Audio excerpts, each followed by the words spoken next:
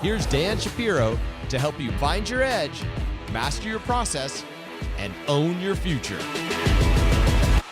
Hey guys, good evening everybody. Welcome to another edition of the AccessToTrade.com nightly wrap-up show. Hope everybody is doing well. Happy hump day, happy Wednesday. Hope everybody is doing well. Guys, take a second out, support the channel. All it takes is 1/10 of a second of your time.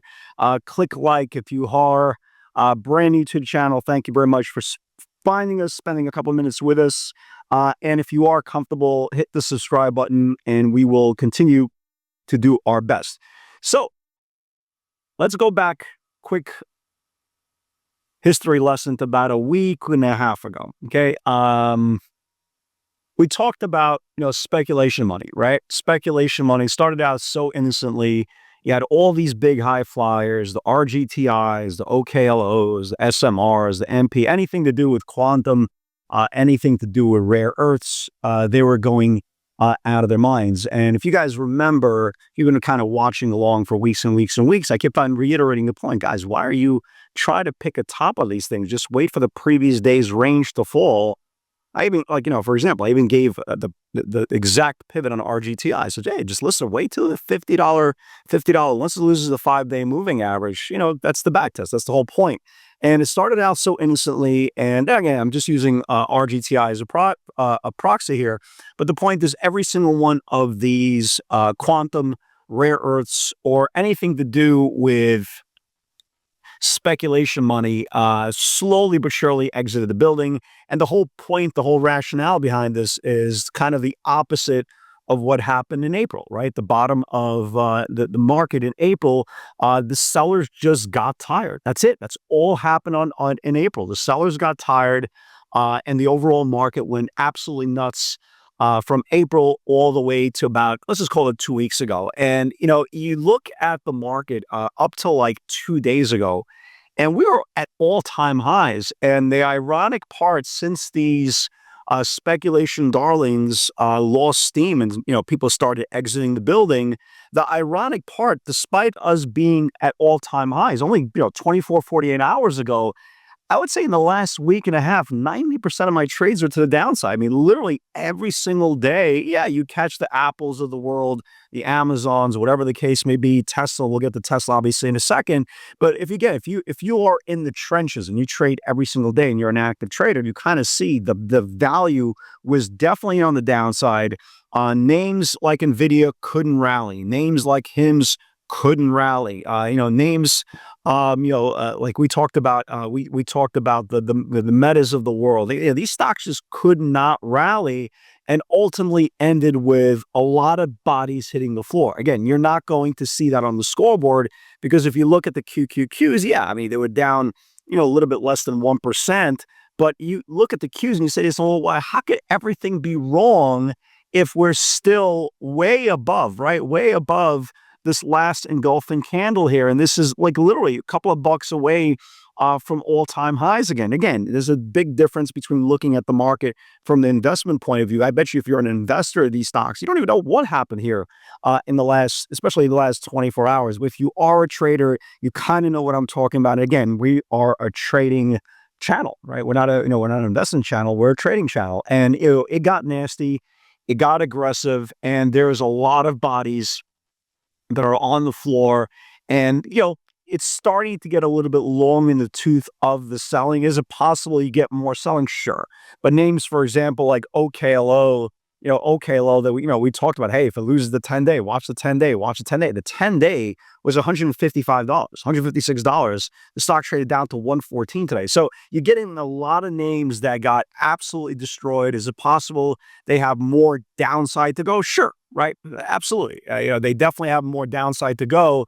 But the point is, this is a pretty hefty move. And this is only in what? 1, 2, 3, 4, 5, 6 sessions. OKLO just went from 176 to 114. So again, it's like being in a restaurant. You just had an 8-course dinner and you're trying to lick the last piece of crumbs as the waiters try to wrestle your plate away from you. Again, I think there's better value in other places. I think there are lower hanging fruits somewhere else. Again, can these stocks continue to drift lower? Absolutely. I think my attention is away from them and onto other things. If you look what happened today, and I promise I'll get to Tesla in a second. If you look what happened today, it wasn't pretty, right? It wasn't pretty. Again, here's our watch list from last night. Again, it's been primarily short. It's been literally primarily short. Oracle today lost the 50-day moving average. Surprisingly, there was a buyer there all day. I actually shorted at 272. They held the 270. They brought it back up. Ultimately went down to like 69, but there was a buy in the credit. I still want to watch this thing for the next couple of days. HIMS got absolutely destroyed.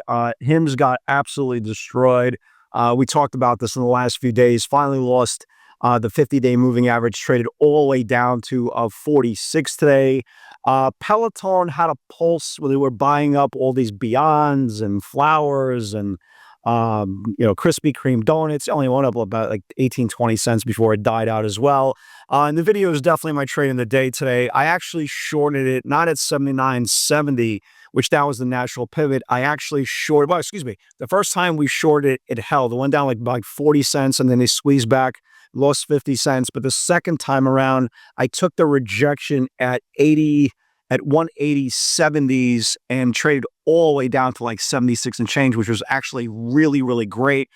NVTS 1474 got smoked. Again, you could see the whole point that these high-flying stocks lost the 5-day today, traded down to the 10. I still like this NVTS. I think this thing, if it loses the 10-day moving average tomorrow, this thing could see maybe 11s, maybe even 9. So again, we want to get away from the rare earths and the quantum names, just because, again, it's possible they're just a little bit too long in the tooth going into tomorrow's session. So I'm kind of looking at other names and kind of other stocks that are derivatives off this crazy run that happen to speculation money.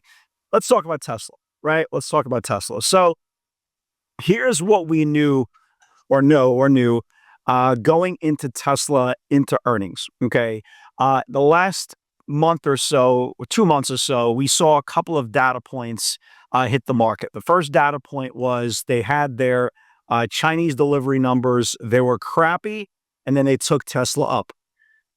And then they had their end of the quarter delivery numbers, and they were good, right? They were really, really good, and they sold off the stock.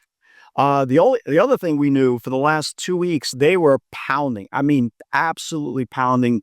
480 short-term expiration, 500 short-term expiration, 510, 515 is like really, really aggressive going into the number. And as I tweeted out this afternoon, these key data points, I also pointed out that a lot of times when a company comes out with earnings, it's super duper important for market sentiment to be in line with their quarter. And what I mean by that is, if we were in this euphoric market, right, absolutely euphoric market, I personally don't think anything that Tesla would have came out with that would have been crappy, would have been perceived as crappy. It would have been it's just been good. But the point is, the NASDAQ and all the speculation money that got sucked out of the market, especially in the last 6-7 days, it's going to weigh on the stock that's coming out with earnings. So for example, yesterday, Netflix came out with earnings, right? Not a great quarter. They blamed their quarter on Brazil, whatever.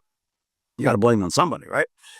So Tesla came out with their quarter. Again, not a great quarter, okay, by no stretch of the imagination. They beat on their top line, 28.6 billion versus 26.7 billion, but they missed on their bottom line by a nickel. If you look at how the stock is trading right now, the stock is down about $7 after hours.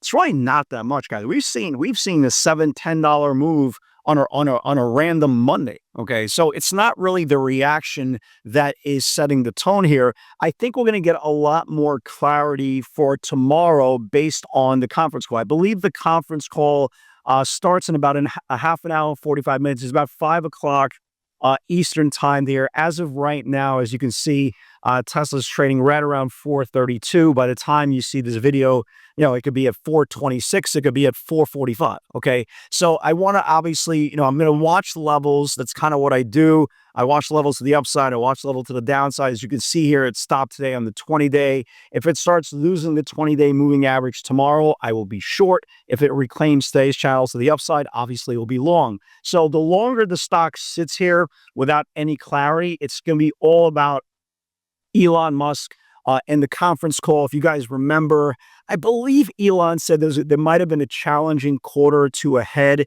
This is like 2-3 months ago. And again, after that happened, the stock really started discounting bad news. So it's going to be very interesting to see what happens on the conference call. But again, in this type of environment, it's more of sentiment than anything else. Is it possible they say some phenomenal stuff and the stock goes absolutely nuts? Absolutely. But at the same time, because this sentiment is so soured, if he doesn't say anything that's going to stimulate any type of enthusiasm, that I will be watching the 20-day moving average as a potential loss. And if they do lose the 20-day moving average, we can see a move all the way back down to the lows from 2 Fridays ago, all the way down to 411. Very, very possible. So both sides are on the table. So going into tomorrow, again, I continue to be looking out for weak names that are not rallying, that are not overextended. So let me give you guys some names that I am watching over next, well,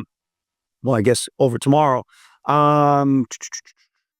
And again, it doesn't, they don't have to confirm. We have a dead cat bounce tomorrow. I will be watching Oracle.